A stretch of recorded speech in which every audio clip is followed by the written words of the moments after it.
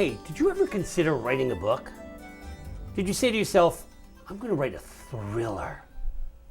Believe it or not, our next guest did exactly that. Of course, it was a long road. Did some other things first, and we're going to hear about some of those things today. My name is Vin DeQuino. Our next guest is Karl Milde. Karl, Hi, Benny. let's talk writing. All right. Hey, how are you doing? Very well, thank you. Well, I have several books in front of me that you wrote. Yes. Talk to me a little bit about Karl Milde. All right. Who is he, Yes. and how did he get to this point? Okay. Vinny, I'm a patent attorney, and I've always been interested in inventions, and I've made a few myself. Wow. I've gotten some patents for myself, and I've gotten a lot of patents for other people. And I find that fascinates the mind. It's a special thing when a person makes an invention and creates something. Yeah, think out of the box. So I wrote a screenplay about that process of making an invention. And it's sitting right here. It's called The Adventures of David Little, Inventor. It took me 4 years to write that. Wow. And I'm a very slow writer. I have to think about the story and then I put it down. What is the basic storyline of The Adventures of David Little? He's a farmer in Vermont. He runs a small farm, a few chickens, a few cows. He has a dog, and he's driving on the road one day, and there's a woman who has parked her Jeep on the right side of the road, and he almost runs into her. Whoa. She ran out of gas. So he, as a matter of fact, he slams on the brakes and he runs into her vehicle. She turns out to be a new person in town. She's a veterinarian. She wants to open a veterinary office, hospital, and so boy meets girl. But more than that, he makes an invention as to in a way that would prevent accidents like that from happening in the future. And the invention is, and he actually implements the invention and tries it out on his own vehicle and shows it to Anne Marie, who is the girl. It's called the co-pilot, and it senses that there's a car up there and it slams on your brakes, or it alerts you at least, so you won't run into somebody. And you know that some of these new 2013s Now have it. now have it. Exactly. But Wow. back in 1990, when I invented this, Wow. and I actually got a It patent was on it, only a dream. it was a figment of my imagination. Wow. So I wrote this screenplay as to what to do about that. This boy, David, was not the kind of person that could proselytize his own invention. He was just a humble guy. He knew, actually he went to MIT, like I did. He was a very bright guy, but he wasn't the kind of guy that could promote an invention. So Anne Marie takes this on, and she has him build several of them. They start selling them in the local gas station in Vermont. And an executive from a car company happens to be come to that town to go skiing in the winter, and he sees this little box for sale in the window. He buys one, and the next thing you know, they put it on their car. Wow. Now the car happens to be called a Nippon car. It's made in Japan. And they begin to sell the car and advertise it like crazy as being a very safe car. It helps their sales, but David gets nothing. Oh. He doesn't even get a letter from this company asking if they could do this. At that point, he hasn't applied for a patent, so he goes to a patent attorney and applies. And then he proceeds to go to Detroit, where the headquarters is, and try to interest them in buying the invention from him. They won't even talk to him. Right. It's the typical not invented here kind of idea that Detroit is famous for. Famous for, exactly. So at the end of the story, and it's kind of a long story, but it's the length of a movie. He flies to Japan and meets Mr. Big, the man who founded this company. And Mr. Big listens to him and says, no, I really can't do anything for you. But he happens to have a lot of integrity. And so the high point in the movie is when David is flying back to the United States, coach. He doesn't know it, but up in the first class area of the plane is this Mr. Big, and he's flying back to kick butt. Wow. And he fires these people that are so unethical in his company, and he does help David. He sets him up with a research lab so he can make other inventions. Really an inventor's dream. So that's that story. This is a great story, and it's a great story especially for me because it teaches what I preach. Take what you know. Yes. And incorporate it into your story. When I did Kiss the Candy Days Goodbye, Yes. it's the story of a boy with diabetes. The boy's on the wrestling team. At the time, I was wrestling coach. Yes. And many of the things that happen with and around this boy are things from my own life. Yes. I knew what I was talking about with those. Now, I didn't know what I was talking about when it came to diabetes. Right. So I researched Yes. and I studied it. Right. Put it all together. And I played the what if. Exactly. It brings to mind the young boy who came to me one time and said, Mr. DeQuino, how can I write an exciting book if my life is boring? And I said to him, here's what you do. Take your boring life, put it together with the what if. Right. And then you will create a brand new story. Right. But at least some of what you write is something you know about. Exactly. So take what you know, Yes. incorporate it with the what if, which is exactly what you did. And created a wonderful book, I'm sure. It's actually a a movie script, and I was able to option it to a Hollywood producer. Wow. And he went out and tried to get a cast together and produce this. Yeah. It was actually a director, so he needed the whole package. And he wasn't able to put it together, so I got really nothing. But I wrote this first thing, and I said, you know, maybe I can write. And because I'm such a slow writer, I said to myself, maybe I should write stories for children, because they're a length that I could handle. And I wrote the first one. So you ended up 5 volumes. Five. Tell me about these 5 volumes. Right. It's a series of stories about a boy named Jason. I had a son named Jason at the time. Still do, but he's now studying for his master's degree. He was in 5th grade, and so the first book is called The Case of the Missing Trophies. It's about a boy named Jason. The series is called Jason and the Detectives. Now, he has friends in all of these stories, and they solve a crime.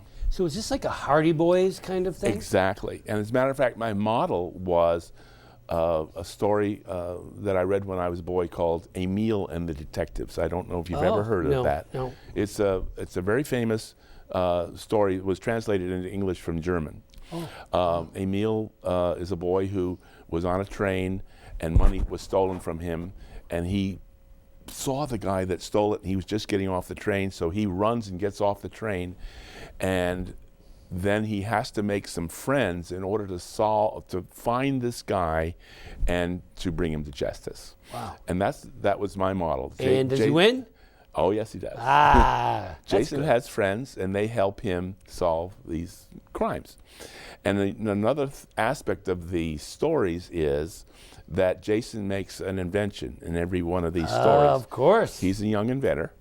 And in the first story, he makes an invention of an air-powered bicycle. He rides his bicycle, and he thinks, well, wouldn't it be helpful to me to get up the hill if I could pump up a little tank? Is that the bike they used in E.T.? Well, I don't know that, but he is able to go up the hill faster with his air-powered bicycle. And of course, there's a bicycle race, and he has an accident. But that's the first story. Then comes he goes to camp that summer, and by the way, he's in 5th grade in the first story. He goes to summer camp, and it's a ghost story. And in that story, he invents a new kind of a sailboat that does win the races in the camp. They race their sailboats, and he, of course, wins. But it's a ghost story, and his sister goes to a camp across the lake. But in talking to you about this, I'd just like to deliver the message that it's all about the story. Writing is to invent a good story that people want to see what's happened next. So the writing stimulates the inventor in you. Well, because you're actually inventing a tale. I'm inventing a tale, exactly. Yep. Wow. And that's one of the reasons I can't write very quickly, is because I'm always thinking, what is the best thing to happen next? Inventors thinking detail. It's got to be right. It also has to be believable and something that really could happen. All right, so you did these 5 volumes. Yes. And it's all about Jason and the detectives. Okay. And then give me a real time frame. So when these were over, yes, about how long ago? That I think I finished those about the year 2003 or 4, something like that. Okay, and then after that, you decided you're going to jump the fence into adult. I'll start writing an adult book, and then because I'm such a slow writer, I knew this was going to take a few years. I only write on weekends. I'm a working guy, so I have really Saturday and Sunday to write, and every weekend I would write a chapter. There's 100 chapters in each of my books. In each, wow. So they're relatively short chapters. They're about 3 pages typewritten. Okay. So tell me, what does a chapter consist of? It's a story in itself? No. The whole book. The whole book is a novel? It's a thriller novel. The Commuter Train is the first one, and it starts out with a man and his son hijacking a train, a commuter train, and there is one that goes from Wassaic, New York, down to New York City. And the story is about why did they hijack this train, and where are they going to go? All you can do is go to New York City. Well, the reason they're hijacking the train is there's somebody that gets on this train every Monday morning. He gets on the very same train, and he travels to New York City and stays in New York for the week, and then comes back on the weekends to his estate. He's a corporate executive. He is a very, I should say, aggressive executive, and he has effectively stolen this man's invention.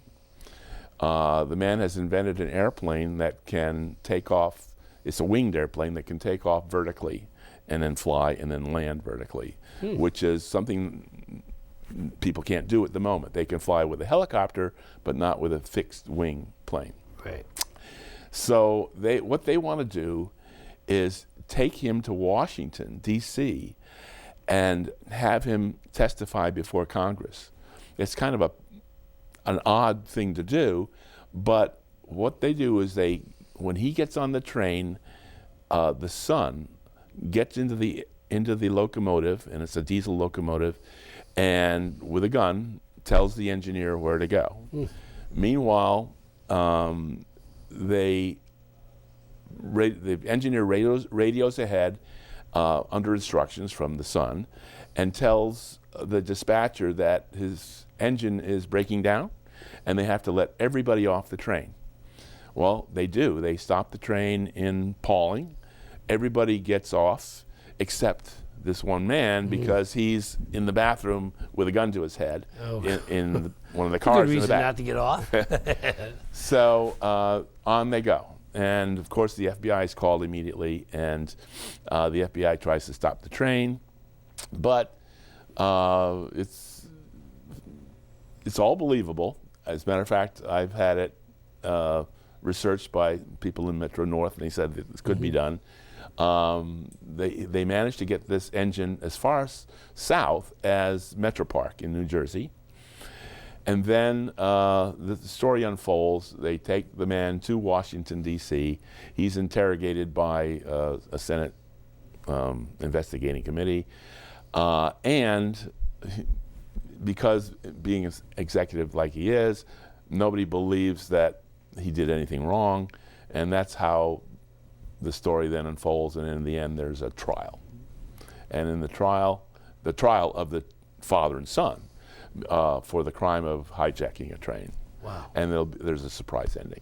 Ah, good. Surprise endings are good. Right. All right, so then after Commuter Train, Yep. now this came out a couple About years? 2009, I would say. 2009. And you got some very good response. Yes. It's available on Amazon, and the reviews are great, and the sales are mediocre, I would say. Okay. Right. So then you said, time for another one. Yes. And you What went do to next? The Airplane. Yes. So, This is the sequel, really, because the father and son then found a company and start to build and test that airplane.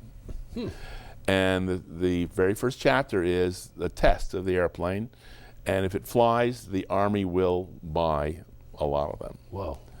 However, it blows up in the first chapter, and the father is killed. Whoa. So that's how the book starts. And the rest of the book is kind of intrigue, but if you show the cover, the cover of the book, show it to the camera, Yep. that's a picture of West Point. And why did I put that on the cover is because, well, let me tell the story that inspired the book, really. Every so often, aircraft land in Westchester Airport that are World War II, genuine World War II relic aircraft. And they'll give you a ride on their aircraft. Wow. So I took a ride on a B-54, I believe it was, from the Westchester Airport. And we took off and headed up on the east side of the Hudson River. Now, that aircraft is not pressurized. As a matter of fact, it has huge windows on either side that are meant for guns to put in the window for air defense. Wow. So you can stand in the window, the wind is blowing by, and look out, and it's a breathtaking view, and you're only about 1,000, maybe 2,000 feet off the ground. Wow. Well, we went up the Hudson River, and I looked across the Hudson, and there's this little train going up on the other side of the Hudson on it was a freight train. It was going on a track, and I said, my gosh, I wonder where it goes. Well, we were going slowly, so we got to West Point, and I was able to follow the track, and it went right underneath West Point. Wow. Came out the other side. Wow. And I said to myself, whoa, you could blow up West Point if you had a bomb in that train.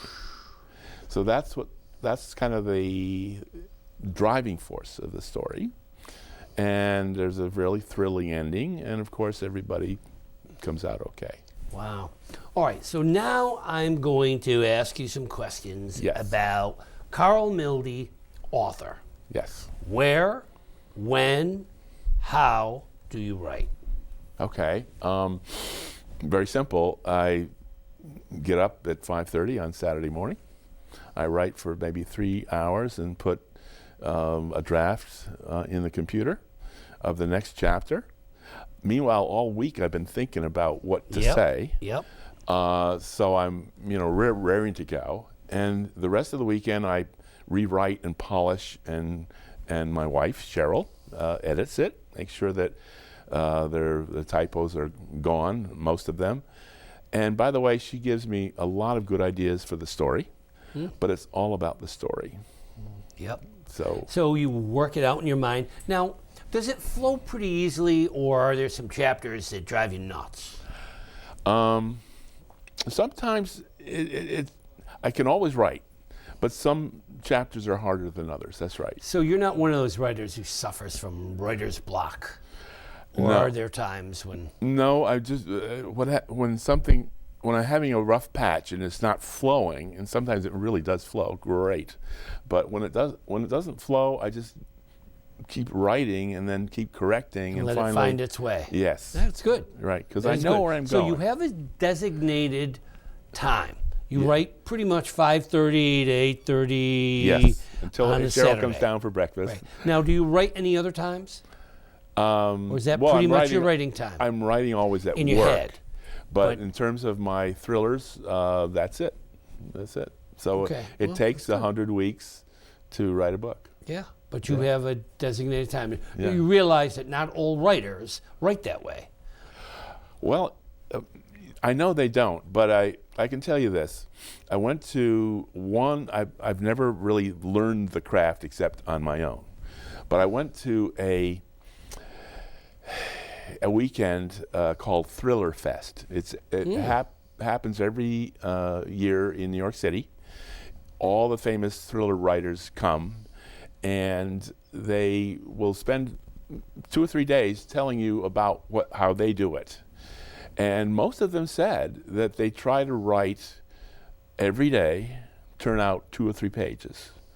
And they just keep working at it and working at it. And since they're doing it full time, they write 2 or 3 books a year. I mean, writing's a discipline. One of the most amazing revelations for me was that not all writers are the same. I mean, there's writers who write first thing in the morning, much like you do. Yes. And a little bit every day. Right. Some write only once a week. Right. I write middle of the night because I can't write any other time. Oh. Otherwise, everybody's bothering me. Phone rings, the door. I make excuses to get up. Middle of the night, there's nothing else going on. Right. So that's the best time for me. That's And when I'm writing, that's when I write. Right. When I'm not writing, I don't. So when a book is hot, it's hot. Right. I'm not the kind that'll write all the time, all year round. Right. You know, when a book is ready to be written, that's when I write. Okay. Also, places. Where do you write? Kitchen table? Do you have a separate office at home? We have an office at home. An office at home. So you go into your office. Yes. It's your little man cave. Right. And you go in there and you do your thing in there. Yes. You have a computer? Yes. Desktop or laptop? Definitely desktop, because I can't stand those little tiny keys. Yeah, so okay. Laptop. That's a difference too. One of the things I like to stress for authors is that you need to find yourself as an author. You need to create your profile. When do you write? Where do you write? How do you write? You know, when I did Kiss the Candy Days Goodbye, I wrote that book all handwritten at the kitchen table. And little by little, I went to the Selectric typewriter, which was a great invention because you could write in different fonts. Yeah. Well, now, of course, with the computer, you can write about 8,000 fonts. But then that was a big thing. Right. Because when I wanted to do like a dream sequence, I could do it with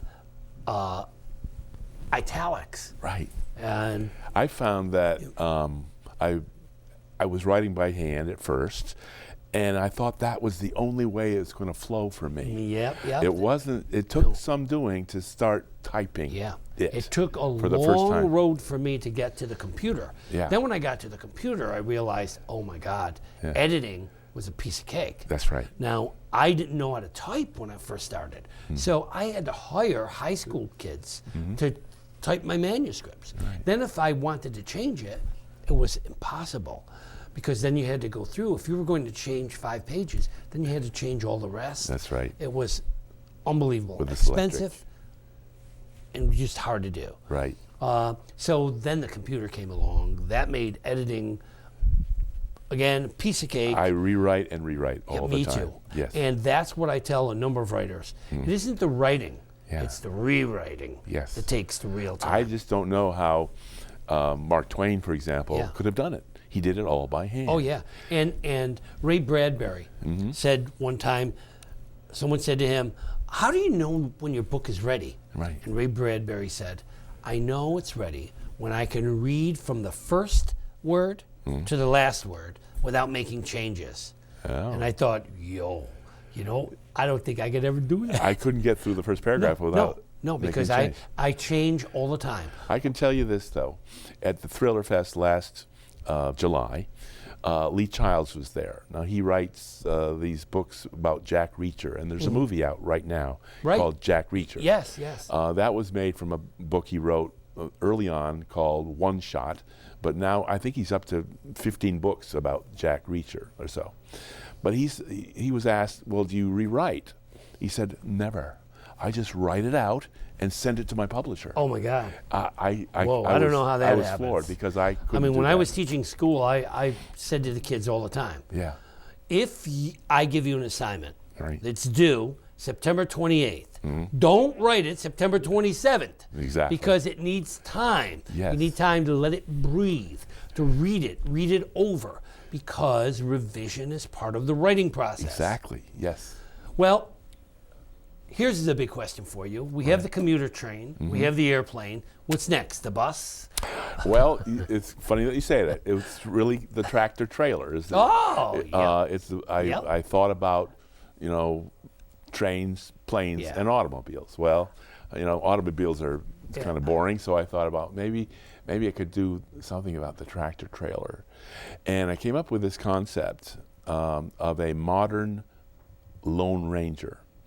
I call him the Road Ranger, and he has a sidekick called Toronto because he comes from Toronto. So it's the book is called The Road Ranger, and it's another thriller. It's another thriller. The story of the Lone Ranger is that he and some other Texas Rangers were going through a canyon, and they were attacked by a gang of thugs, and everyone was killed, and they thought John Reed, that was his name, was also killed, but he wasn't. He was almost dead, but Tonto came along and took him back to his place of abode, wherever that was, and nursed him back to life. And that's the beginning of The Road Ranger. And if you want to know the rest, you're going to have to wait for Karl to finish writing it. In the meantime, you do need to read The Commuter Train, and you need to read The Airplane. Yeah. Now, you can get them at your local bookstores. Yes, and I have a website, milde.com, and you can then click on it and get to Amazon, and you can either get it for your Kindle or get a hard copy. Well, you heard it here. Yeah. So that means that you need to get to the bookstore or get to Amazon.com. You need to buy these books, and you need to keep reading Karl Milde's books. Thank you for tuning in today. Thank you for joining us. And Karl, thank you for being a wonderful guest. Thank you, Vinny, for being a host. Our pleasure. All right.